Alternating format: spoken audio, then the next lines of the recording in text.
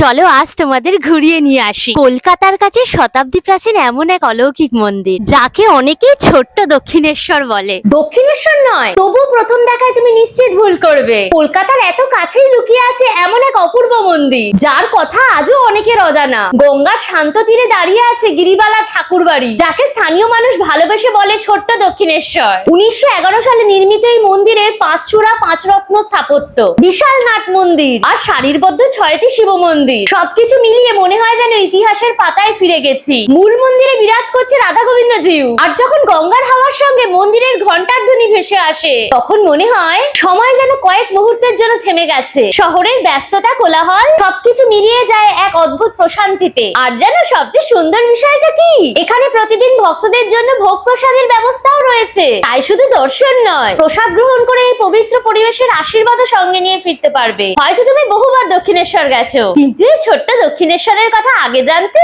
ভালো লাগলে লাইক করো, প্রিয় মানুষের সঙ্গে শেয়ার করো, আর এমন অজানা হিডেন জেমস আবিষ্কার করতে ফলো করতে ভুলবে না। লোকেশন জানতে কমেন্টে শুধু লেখো লোকেশন, আমি নিজেই রিপ্লাই করে দেবো। হরি বল।